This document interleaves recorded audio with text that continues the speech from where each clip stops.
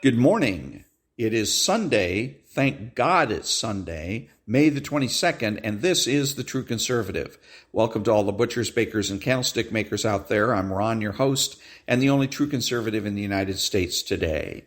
So, today after the Daily Declaration for Spiritual Warfare and the Pledge of Allegiance and the Star-Spangled Banner, we will have no free lunch, fossil fuels, the end of Chapter 1, and Chapter 7 of Hondo. All that and more when I get back.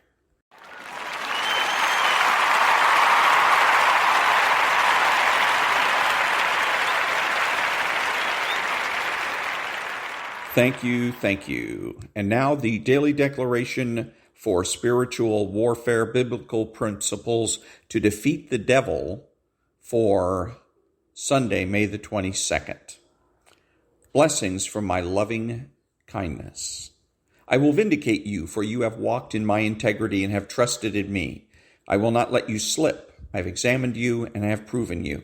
I have tried your mind and your heart. My loving kindness is before you, and you will not sit with the wicked.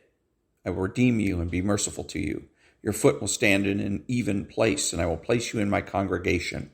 I will set your feet upon a rock and establish your steps. I will put a new song in your mouth, praises to me, and many will see it and fear and trust in me. Psalms 26, 1, 11, 12, and 43. I will wait patiently for you, Lord, for you will incline your ear to my cry. Many are your wonderful works that you have done. Your thoughts toward me cannot be recounted in order. If I were to declare and speak of them, they are more than can be numbered. I delight to do your will, O my God, and your law is within my heart. Amen. And that was the Daily Declaration for Spiritual Warfare, Biblical Principles to Defeat the Devil for May 22nd.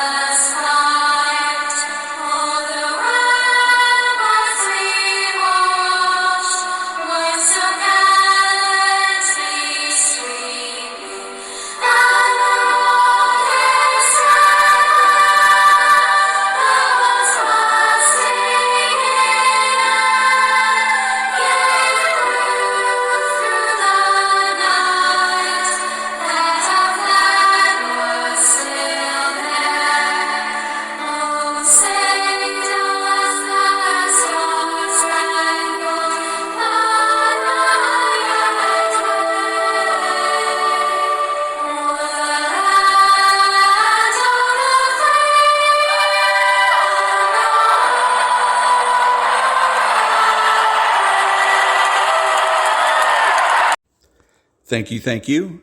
Who is the true conservative? He is religious. He is patriotic and uses common sense. He makes judgments, refuses to speculate, speaks clearly and definitively, and is not afraid to say no. He's open-minded and asks why rather than why not. He is consistent, credible, and influential, not ashamed of his existence, unafraid to learn or correct his mistakes. He is a normal American.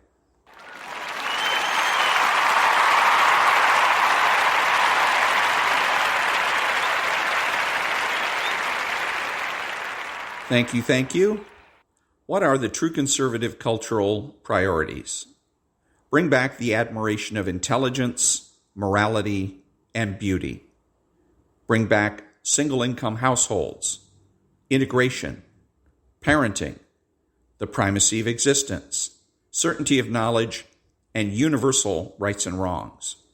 Bring back principled behavior, masculinity, and femininity. Bring back Adam 12, John F. Kennedy, the gold standard, pre-HMO medical care, and non-profit news. Bring back civil service, the term stupid question, arguments and fights, the cultural influence of the church and the Boy Scouts. Bring back the influence of social organizations such as the Lions Club and the Rotary Club. Bring back bowling.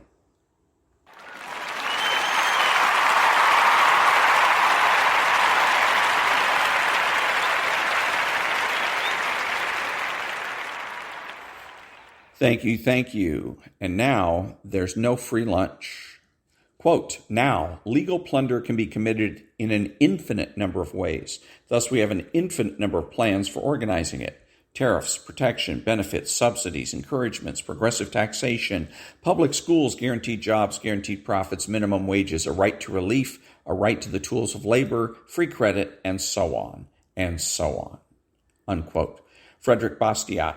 All tools available to the crony capitalist and her accomplice, the politician, have one thing in common. The thumb of government on the scale of markets. That some tools are more subtle than others does not change the fact that such interventions are corrupt when they seek to show favoritism to one economic actor over another. Legal plunder, indeed. And that was the no free lunch.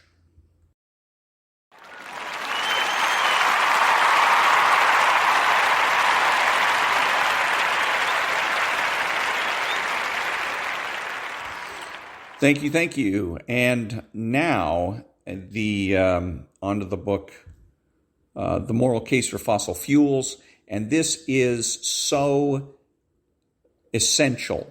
I mean, it's just essential reading. If you want to be a true conservative, this is the book you need to read, amongst others. But I mean, when it comes to energy and energy policy and how to deal with the left, at least in terms of your attitude, then this is the book you have to read. We conservatives take a lot of crap from the left about everything. And one of the things we take crap about is oil, gas, and coal.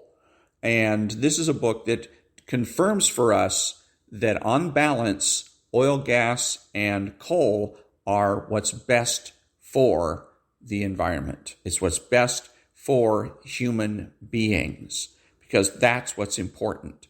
There is no environment without human beings. It doesn't exist. So, in this book, Alex Epstein, lays that out beautifully in terms of showing that in the last part of chapter 1 that we're covering, that the doomsayers throughout history, I remember them in the 70s talking about how that we were going to run out of energy and all the other things that were going to be burning up because the earth is going to get too warm, et cetera, et cetera. And yet what ended up happening is the exact opposite. We no catastrophes at all, and we used even more fossil fuels than we had used before. And so he went on to explain that. And again, the idea also is that the way to having a wealthy, prosperous nation, a nation that is out of poverty, is with the use of fossil fuels. And so he's gone ahead and explained that as well. And again, you cannot create a vacuum and look at the environment without looking at human beings in that environment and look at what's best for human beings. And that's what makes us, Republicans, conservatives, the true environmentalists, because we're the ones that are concerned about human beings and human life. So now we're going to finish off chapter 1 here, and this section is called What's at Stake. Imagine if we had followed the advice of some of our leading advisors then, many of whom are some of our leading advisors now, to severely restrict the energy source that billions of people use to lift themselves out of poverty in the last 30 years. We would have caused billions of premature deaths that were prevented by our increasing use of fossil fuels. This is absolutely essential and important for you to understand that the left is not only wrong, they're deadly wrong. If we listen to the left, more people will die. It's one of their cults, the cult of death, abortion, assisted suicide, and then creating policies such as energy policies that end up killing people, killing and destroying people. Back to the book. What happens if today's predictions and prescriptions are just as wrong? That would mean billions of premature deaths over the next 30 years and beyond, and the loss of a potentially amazing future. Even if their predictions are partially right, certainly, fossil fuels have risks that we need to identify and quantify so as to minimize danger and pollution. We are in danger of making bad decisions because of the tendency to ignore benefits and exaggerate risks.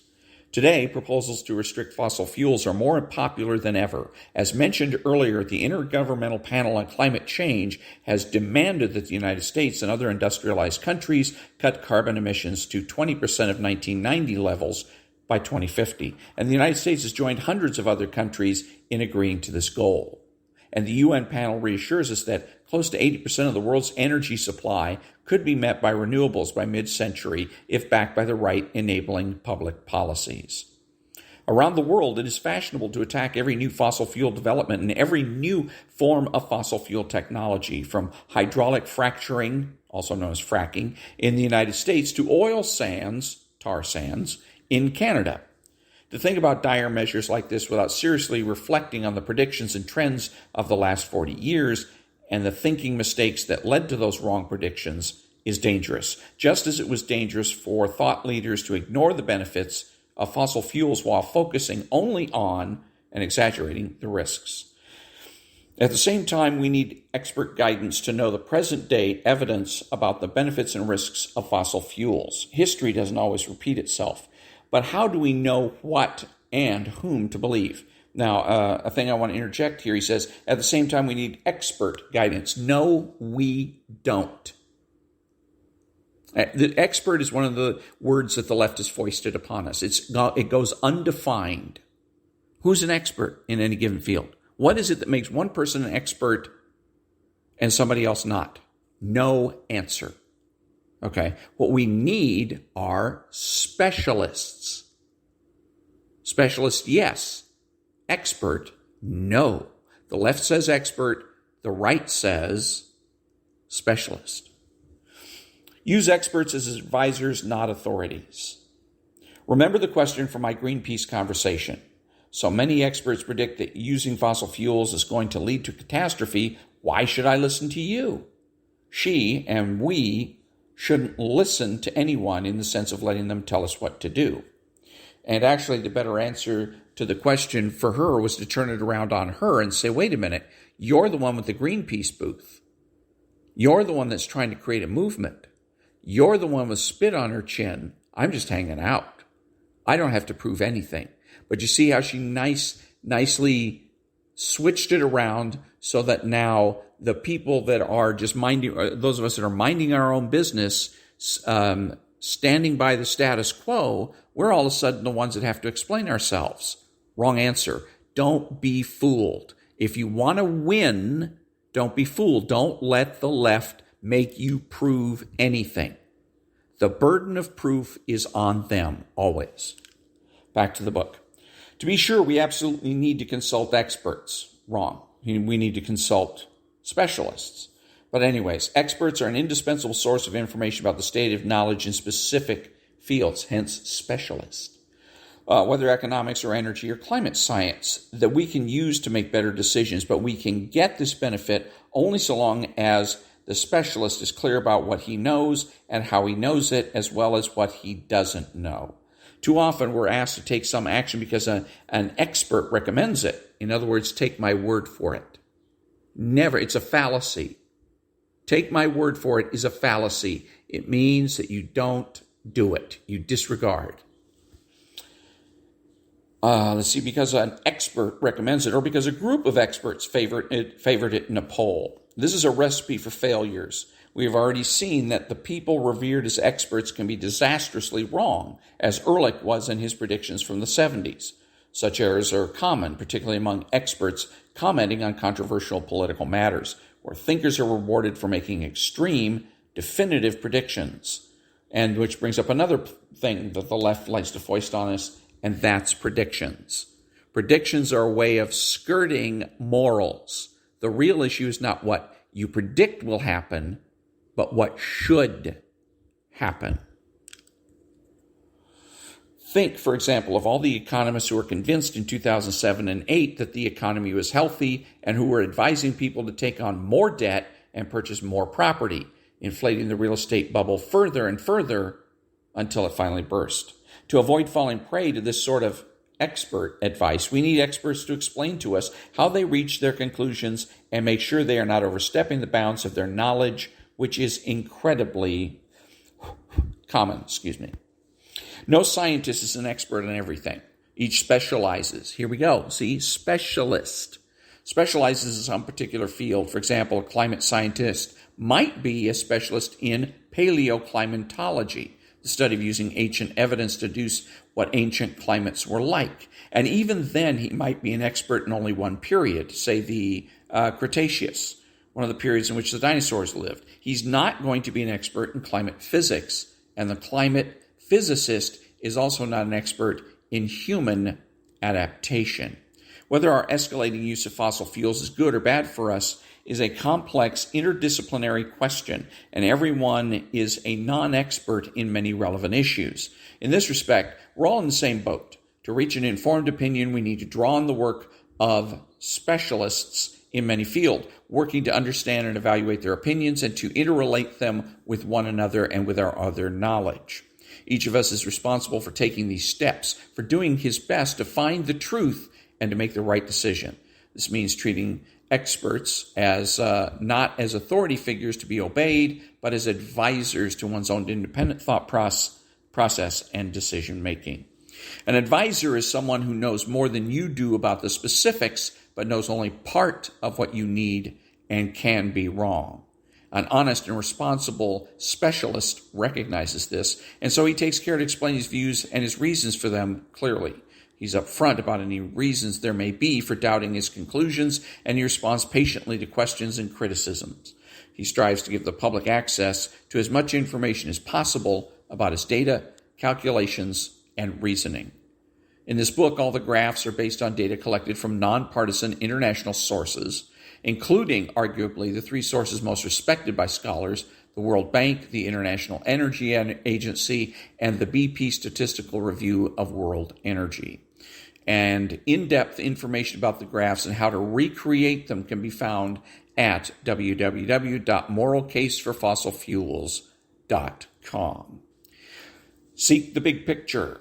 Ultimately, what we're after in examining the benefits and risks of fossil fuels is to know the big picture, how they affect human life, and what to do going forward. What experts in specific fields gives us is knowledge that we can integrate into a big picture assessment. For example, by learning from a combination of scientists and economists and energy specialists, we can know how the risks of burning coal compared to the risks, the benefits of burning coal. Look at the big picture requires looking at all the benefits and risks to human life of doing something and of not doing it. To do otherwise is to be biased in a way that could be very dangerous to human life. One thing I noticed repeatedly when looking at the wrong predictions was a distinct bias against fossil fuels. The focus would be exclusively on the negative of fossil fuels, which were often exaggerated, and not on their positives, which, given the results, were clearly overwhelming. Often the cause of bias is an unacknowledged assumption. For example, among those who disagree with catastrophic climate change predictions, it's a common assumption that it is impossible for man to have a catastrophic or even a significant impact on climate. For example, Indiana Congressman Todd Rokita says, "I think it's arrogant that we can think as a people that we can somehow change the climate of the whole earth. as if there is some preordained guarantee that we can't significantly affect global climate system. There isn't. Whether we are or not can't be known without first examining the evidence. On the other side of the issue, and I want to say something about that, we always start with a bias. He is making what I call falling trap to the zero fallacy. He is trying to create a vacuum. And in life, there is no vacuums. The true conservative is biased in favor of the status quo. We do what we do. We do use fossil fuels because we've always used them. And we will continue to do so until somebody can prove to us that there's something better. And when there's something better, then we'll switch to it. Okay? And right now, solar energy isn't it. Electrifying everything is not the answer, is not better than fossil fuels. It just isn't.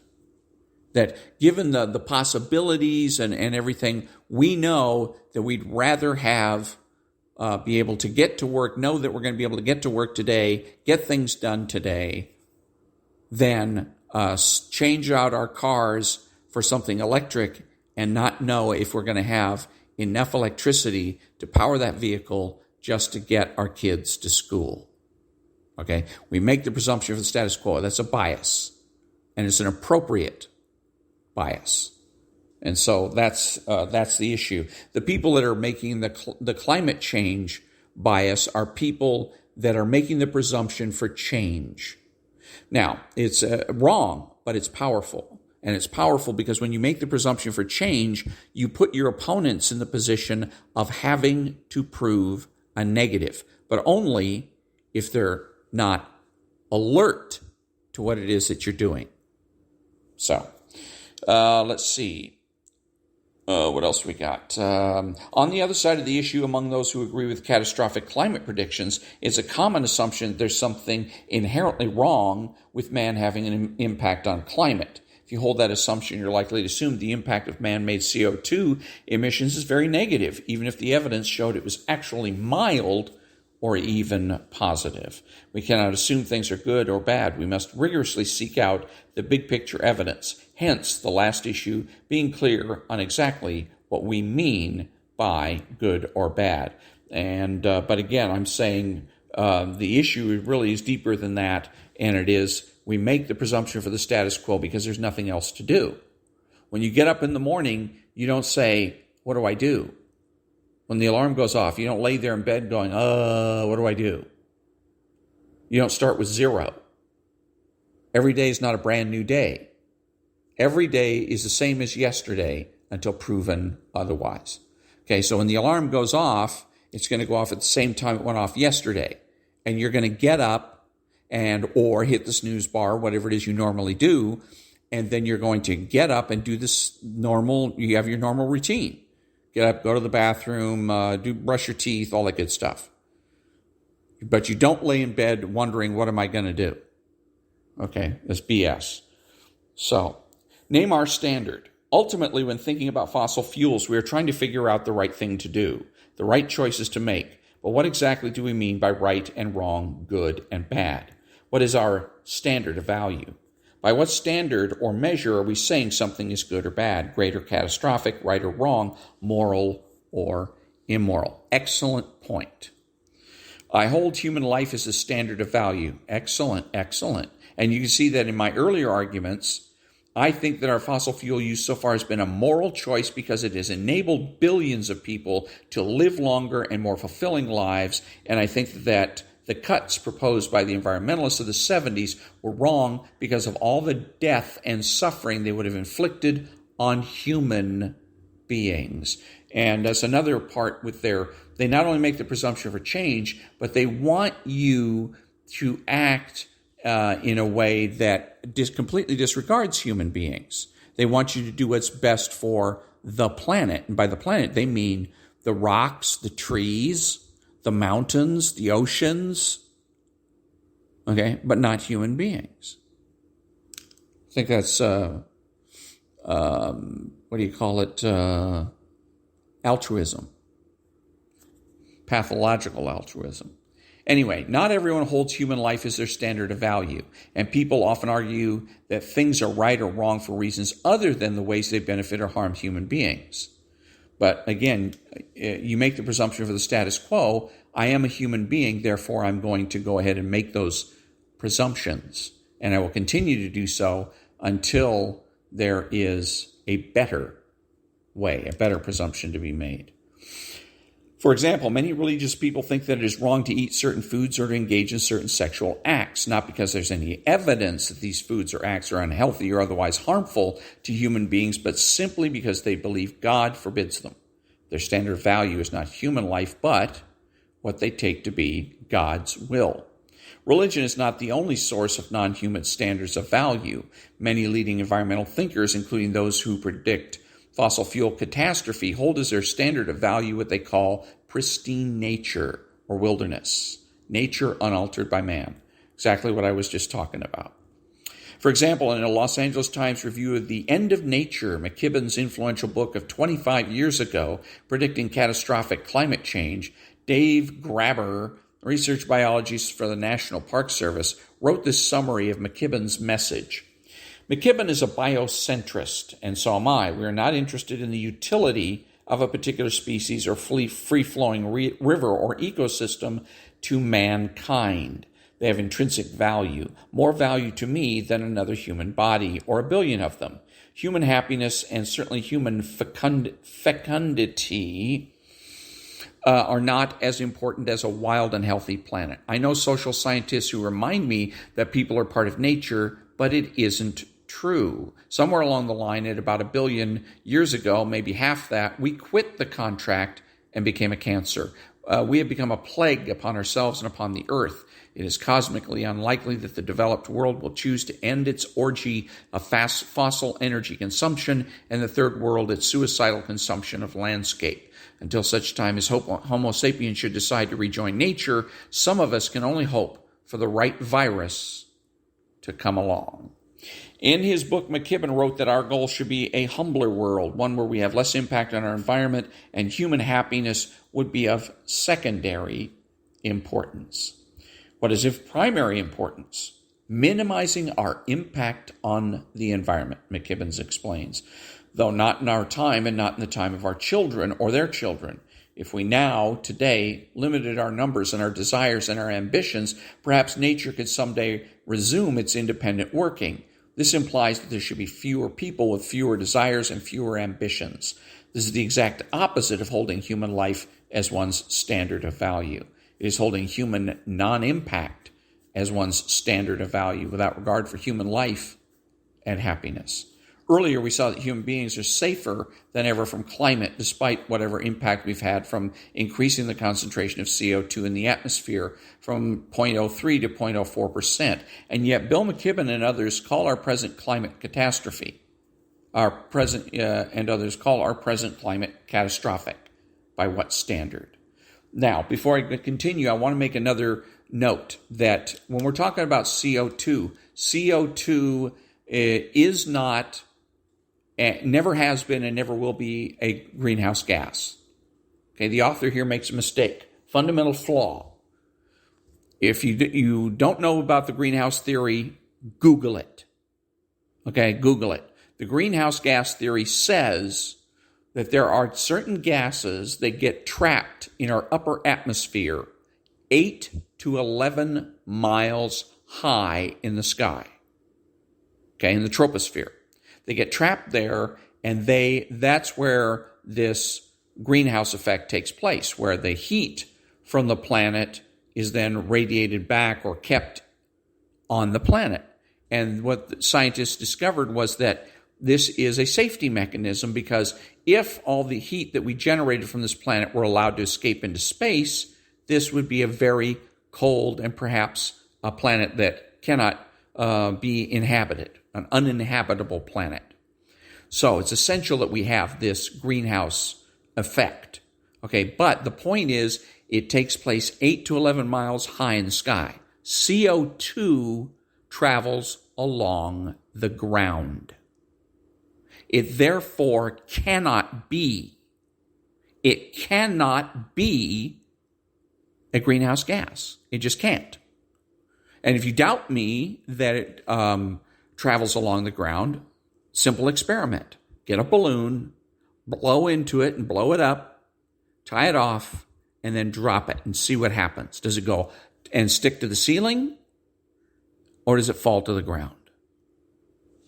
Okay, so if you know nothing else about the climate CO2 BS thing, understand that. CO2 is not, cannot, and never will be a greenhouse gas.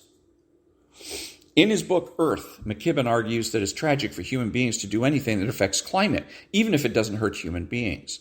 He writes, referencing an earlier work, merely knowing that we'd begun to alter the climate meant that the water flowing in that creek had a different, lesser meaning. Instead of a world where rain had an independent and mysterious existence, the rain had become a subset of human activity. I wrote, the rain bore a brand. It was a steer, not a deer. This means that something is morally diminished if human beings affect it. If fossil fuels change climate, but not in a way that harms humans or even help them, would it be right to use them because of their benefits to human life? On a human standard of value, the answer is absolutely yes. There's nothing intrinsically wrong with transforming our environment. To the contrary, that's our means of survival. But we do want to avoid transforming our environment in a way that harms us now or in the long term. There you go. Very good. Key. Harms us. You might wonder how holding human life as your standard of value applies to preserving nature. It applies simply. Preserve nature when doing so will benefit human life, such as beautiful park to enjoy, and develop it when it will benefit human life. By contrast, if non-impact, non-human life is the standard, the moral thing to do is always leave nature alone. For example, in the 1980s, India had an environmentalist movement called the Chipko movement that made it nearly impossible for Indians to cut down forests to engage in industrial development. It was so bad that a movement literally called Log the Forest emerged to counter it. As one Indian who tried to build a road said, now they tell me that because of Chipko, the road cannot be built to her village, because everything has become environment. We cannot even get wood to build a house. Our rights and concessions have been snatched away. I plan to contest the village administrative body elections and become the village leader next year. My first fight will be for a road. Let the environmentalists do what they will. This is the essence of the conflict, the humanist, which in the term I will use to describe someone on a human standard of value, treats the rest of nature as something to use for his benefit. The non-humanist treats the rest of nature as something that must be served. We always need to be clear about our standard of value so we know the goal we're aiming at human well-being, which includes transforming nature as much as necessary to meet human needs, is a lot different from aiming to not affect nature. The humanist believes that transforming nature is bad only if it fails to meet human needs. The non-humanist believes that transforming nature is intrinsically bad and that doing so will inevitably somehow cause catastrophe for us in the long run. Because many of the people predicting dire consequences from fossil fuel use avowedly do not hold a human standard of value, and because the vast majority of discussions on the issue are not clear about the standard of value being used, we need to always ask, when we hear any evaluation, by what standard of value? And it's even simpler than that. The left's arguments can be simply defeated by asking, are they making the presumption for change, or are they making the presumption for the status quo? And if they're making the presumption for change, they're wrong, and you simply need to refuse to have anything to do with their arguments until they are able to make arguments to convince you that their way is better than the way we've been doing things. Because regardless of how you want to, they want to worship the trees and whatnot, I don't care. If they have an idea that's going to make my life better, I want to hear it. Okay? I'm open-minded. They are not.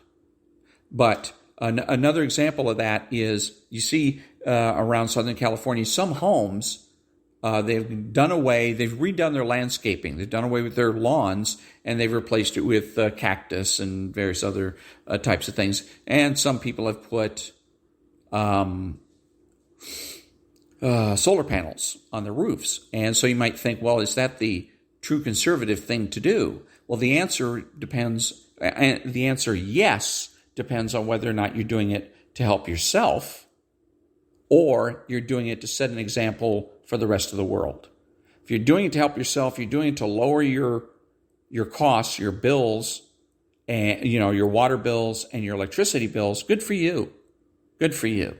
But if you're doing it because you think you're part of a movement and that you're going to set an example for the entire world, no, you're wasting your time, and you're certainly not truly conservative.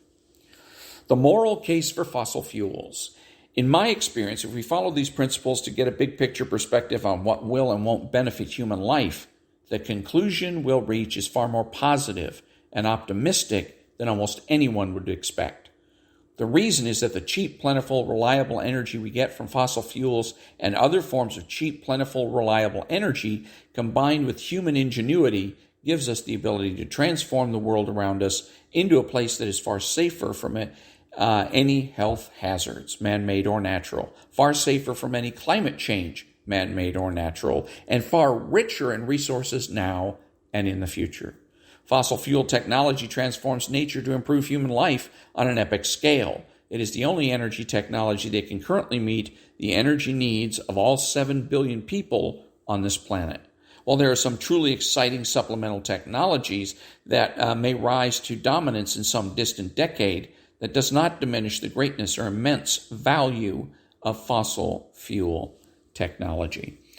Ultimately, the moral case for fossil fuels is not about fossil fuels. It's the moral case for using cheap, plentiful, reliable energy to amplify our abilities to make the world a better place for human beings. That's where we will start in chapters 2 and 3. I will make the case that no other energy technology besides fossil fuels can even come close to producing that energy for the foreseeable future, although several can be valuable supplements. In chapters 4, 5, 6, and 7, I will make the case that just as energy dramatically improves our ability to deal with any aspect of our life by using machines, increasing our mental capacities with computers, our medical capabilities with MRI machines, and our agricultural capabilities with high-powered farming equipment, so it dramatically improves our ability to make our environment healthier and safer from natural and man-made threats. The data clearly show that we have never had a higher environmental quality, and we have never been safer from climate because of record fossil fuel use. In Chapter 8, I will make the case that fossil fuel is not unsustainable, but progressive. By using the best energy technology today and in the coming decades, we pave the way for fossil fuel technologies, not only to harness the copious amounts of fossil fuels remaining in the ground, of which we have just scratched the surface, but also to create the resources and time necessary to develop the next great energy technology. Finally, in Chapter 9, I will make the case that we are at one of those points in history where we are at a fork between a dream and a nightmare, and that the nightmare side is winning, thanks to decades of underappreciation of fossil fuel benefits and massive misrepresentations of fossil fuel risks. But the dream is absolutely possible. It just requires that we truly, to our core, understand the value of energy to human life and understand the value and appreciate the value of human life. And so that was the end of Chapter 1 for the book, The Moral Case for Fossil Fuels by Alec Epstein. Back in a minute.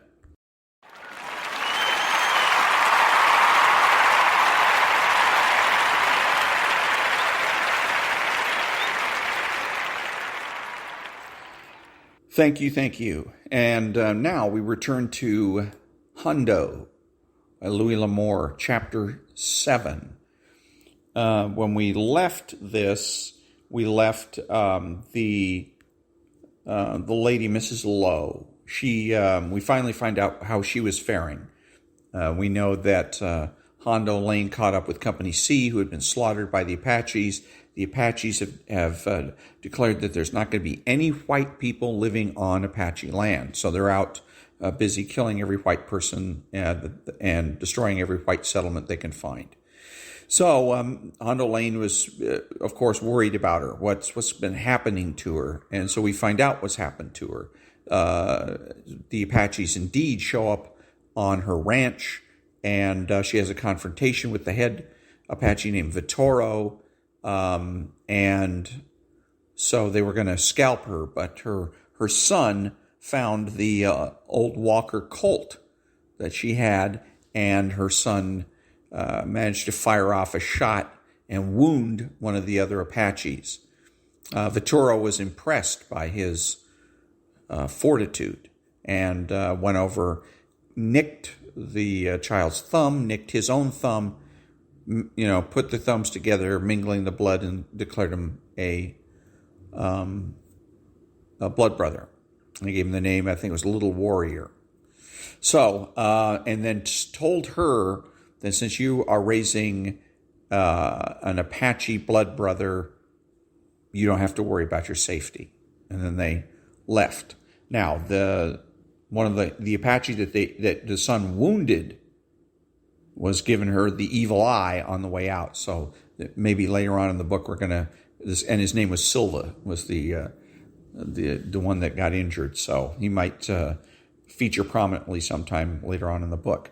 So now, chapter 7, and this is where Hondo Lane has finally made it to the fort to be able to tell what's happened to Company C and report back on what's happened to Company C. Beyond the sprawling villages of adobes and jacals were the neatly ranged tents of the cavalry unit, and beside them and forming two sides of the square were the sutler's store, the quartermaster's storehouse, the bakery, the headquarters building, the blacksmith shop, and the stables. None of these were imposing structures. All looked squalid and dismal, even from the bathing of rain. A few scouts and frontier drifters lounged in the area near the sutler's store or sat on the steps before it. They watched the lone rider come down the slope and ventured guesses as to who he was and where he came from. It was not a time to be riding alone, and not many were willing to chance it, not even the hardy souls who loitered around the sutler's store. A man came to the door of a jacal, a structure of upright logs set in holes in the ground and plastered with mud, roofed with smaller branches and more mud. He stared at the rider. He said something over his shoulder, and another face appeared in the door of the jacal, and then both men walked out. It took little to get men out of the jacals, places more suited to the residence of scattered and indifferent centipedes, scorpions, or occasional tarantulas than of human beings. "Him all right," Dick Spat Tobacco Jew said, an unoffending lizard, and chuckled. "Knowed it." Hondo walked the line back to the hitch rail and swung down. Sam stopped a few feet away, looking at the scouts without pleasure. He did not even pant. He just sat and stared glumly. "Well," said Buffalo, a huge whiskered man in a greasy buckskin shirt, "I owe you a jug of red-eye. Settle come payday." He walked around the dog. "That dog's as friendly as a puma." He looked carefully at the line back, noting the strangeness of the horse. His eyes were sharp and attentive, and as quick to see and catalog as the eyes of an Apache. Hondo Lane had been places, and none of it had been easy. It showed where the scout could see it. "Figured your hair would be hanging in some Apache wiki-up. Bet Dick on it. You're sure a disappointment to me, Hondo." "You like to one. I wore out some horses." "You wore out you while you was at it," Dick said. "Let me get that war bag." Headquarters building was a structure of adobe and rough planks identified by the flagpole. A sergeant sat behind a box that did duty for a desk. An enlisted cavalryman and a scout sat on a bench against the wall. A tall, rather handsome young man with a petulant, irritable expression was addressing the sergeant. He was a lean-bodied man with a low-tied gun and something of an address of a frontier dandy, limited only by his cash outlay. "I say I got a right to talk to this here bow-neck major." His voice was casually insolent. "I don't talk to no underlings." "The major's sleeping," the sergeant spoke in a careful, non-committal tone. His manner betrayed all too clearly that he spoke to a civilian, to a man he disliked, and to a man he would cheerfully throw out of the office if it were permitted. At the same time, he spoke with the exasperated patience of a man who knows he must keep peace with citizens. That's too bad about him. I'm a citizen, and I want to see him. Major Sherry ain't slept for 3 days. I can tell you everything just as well as him. We ain't heard nothing from up north. The lean-hipped rider stared at him with contempt. If you ask me, the cavalry's scared of a Toro, and I think the U.S. cavalry. Major Sherry came in from the room behind the sergeant. He was a tall man, wire-taut and strong, but his face was lined and exhausted. The speaker, suddenly aware of his presence, let his voice die away. I'm greatly interested in your opinion of the United States cavalry, Major Sherry said dryly. Continue, Mr. Whatever your name is. I'm Ed Lowe, the lean-hipped man said. His voice lost its irritation before the sharpness of the major's and became complaining. The cavalry is supposed to support the settlers. I've got some cattle up north, and Company C is making a sweep to the north to escort out any settlers they may find. Company C is over a week late in returning. That is all I'm able to tell you. Hondo came through the door behind Lowe, followed by Sam. The big dog sank to the floor just inside the door. Hondo crossed and hung his saddle on the wall beside several other saddles. When the saddle was hung, he looked back over his shoulder. C Company won't be back. He turned slowly, as if reluctant to give him the news, and on the desktop before the sergeant, he dropped the crumpled, blood-stained guidon of C Company. Major Sherry stared at the guidon, his face growing stiff and old. Cray Davis. He would have to tell his wife. Why the hell did he ever volunteer for the Arizona Command? The story was there. Hondo would provide the details, but actually none were needed except for the reports. Suddenly, warily, Major Sherry knew he would rather not hear them. Good friends gone, good soldiers, good fighting men. C Company had been his best, his toughest outfit. Looking up, he saw Ed Lowe. A flicker of disgust showed, and he said irritably, "You may leave. I have business to attend to." Major Sherry's head came around. "Sergeant?" The implication was plain, and the sergeant came to his feet abruptly. He started around the desk. "Get," he said, "and don't bother around no more." Lowe turned angrily and started to the door. Hondo had moved back to the wall to hang up his pistol belt. Lowe found himself facing the big dog, and although there was plenty of room to pass, his anger flamed suddenly. "Get out of the way, you mangy cur." He drew back his foot. Sam came to his feet with a swift, almost cat-like move, crouched, his muscles bunched to leap.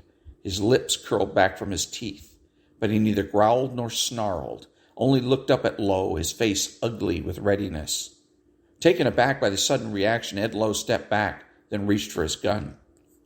Hondo's gun belt was on the hook, but his Winchester was in his hand. He tipped the barrel forward with his left hand, slapping the butt into his hand. The butt struck his hand, and in almost the same instant, his thumb cocked the hammer back. Lowe froze at the sharp click, turning his head. There was no mistaking the rifle. It was hip high, and the muzzle was aimed at his stomach, and not 8 feet away. Ed Lowe looked at the rifle, and his eyes lifted to the bleak, wind-raw face of Hondo Lane. Something in Ed Lowe seemed to back up and sit down. "If that's your cur, get him out of the way." Hondo neither advised nor threatened. Walk around him. "I'll be hanged if I ever go out of my way for a cur dog." Lane's face did not change. His voice was matter of fact. "Man should always do what he thinks he should." A fly buzzed in the room. Outside somewhere a horse stamped, and there was a clang of iron on iron. Ed Lowe stood very still. He did not know this man. He might be anybody. Yet there was something in his manner that was too calm, too casual. Ed Lowe was a good man with a gun, and he had found occasions to demonstrate it. He figured that there were few better. Yet suddenly he was examining his whole card, and he did not like what he saw. There was that in the attitude of the stranger that implied all too much familiarity with such situations. Ed Lowe's thoughts probed his memory for the face, for something that would be a clue. He liked to know what he was going up against. Nor did he like the obvious satisfaction in the sergeant's face. Sergeant would not be unhappy to see him dead, and the sergeant seemed all too sure that he was about to see just that. And Ed Lowe did not have the kind of guts it would take to find out. The blue fly buzzed, somebody laughed in the outer air, and the flickering instant of hesitation was ended. Ed Lowe had been fairly called, and he knew it. All he had to do was to gamble. Suddenly sick and empty inside, Ed Lowe stepped around the dog and went blindly through the door. For an instant there was silence. Sergeant sighed briefly with genuine regret. "Thought maybe we'd be rid of him," he said to nobody in particular. "He's got it coming." Hondo pushed the dog aside with his foot. "Don't block the door," he said quietly. Major Sherry gestured to the guidon. "Where'd you get this?" "About half a day's ride south of Twin Buttes." "How?" "Off 2 Indians, running dog lodge of the Mescaleras." "So the Mescaleras are up too. That makes all the Apache lodges." Hondo shoved his hat back and began to build a smoke. "Went up there," he said, "and back-trailed them Mescaleros. Davis ambushed Vitoro. Figure he got 20 or more. He was pulling out of the ambush when they hit him from behind. Another outfit, maybe 100 strong. He never had a chance." "All there?" "Yes. They got no prisoners, if that's what you mean." Hondo hesitated and then said quietly, "Clanahan fought him off Davis's body at the end. They went out together, him and the lieutenant." "Clanahan?" The major's eyes brightened a little. He remembered the man, a big black-haired Irishman with a brutal face, a drunk, a brawler, a troublemaker, but a fighter, and he was Army. He was a good man. Hondo described the action briefly as he had seen the sign on the ground. It was a clear, accurate picture and had its value. Every battle was a lesson. In each there was something to be learned. Major Sherry never ceased to marvel at what these men would read from the ground, yet he had seen their facts proved too many times to doubt them. "They won," Hondo said, "but it hurt. They got hit hard." He took a long drag on his cigarette and turned to the door, then paused. "Any settlers out of the North Basin since I've been away lately?" "A few." "Handsome woman, fair, with a small boy, maybe 6 years old?" "No. All middle-aged or elderly people." Hondo Lane walked to the door and found Buffalo waiting with his war bag. He reached for it, but Buffalo pushed his hand away. "I'll tote it." Hondo walked out into the cool of the evening. They had not come out then. He had hoped that after he had gone, Angie would change her mind. She would have made it through while he rode north to follow through on the story of Company C, but there was nothing. Buffalo walked along beside Hondo, shifting the war bag to his other hand. Old Pete Britton was scouting with C Company, wintered with Pete once up on the divide. Ornery cuss. "Last of them," Hondo said. "Maybe an hour, alone on a hilltop." They walked on in silence. At the door of the jacal where Hondo stopped, Buffalo put down the bag. Old Pete, he worried himself a lot. That winter on the divide, he was laid up a lot of the time. Rheumatic he was, scared of being crippled. They stood together and smoked quietly. Hondo explained about the body. Buffalo dropped his cigarette, then walked away, saying no more. Hondo stood alone then, looking into the night. He was no man to be thinking about a woman. He had never lived with a woman. Wouldn't know how to. He wouldn't know how to handle a kid either. And women, it was one thing with a squaw. After a while, you knew them. But a girl like Angie, now, that would be different. He was a fool to even think about it. What did he have to offer a woman? He sat down in the doorway and took off his boots. He saw a soldier coming down the line of tents. It was the same trooper that had been in the headquarters building. That fellow complaining to the major. Who was he? Trooper hesitated, liking the big man and ready to talk. Don't know his name. Why doesn't he go in? Same reason he walked around your dog when you told him. He waited, wanting to talk, hesitating. Them Indians you took that sea pennant off on, dead Indians? Finally, he got up and turned inside. The troopers stood outside the dark and a faint shadow in the greater darkness of the night. The cot creaked. Almost at once there were snores. Soldier stood alone, looking into the night, thinking of the night in his own little New England village. A night like this, cool, quiet. There had been a girl there. He could not even remember her name, just a quiet, pretty girl. He wished he could remember. He would like to write her a letter. He thought of Company C lying under the rain and under the stars. A man needed somebody to think about. He needed somebody somewhere. And that was the end of chapter 7 from the book Hondo by Louis L'Amour. Back in a minute.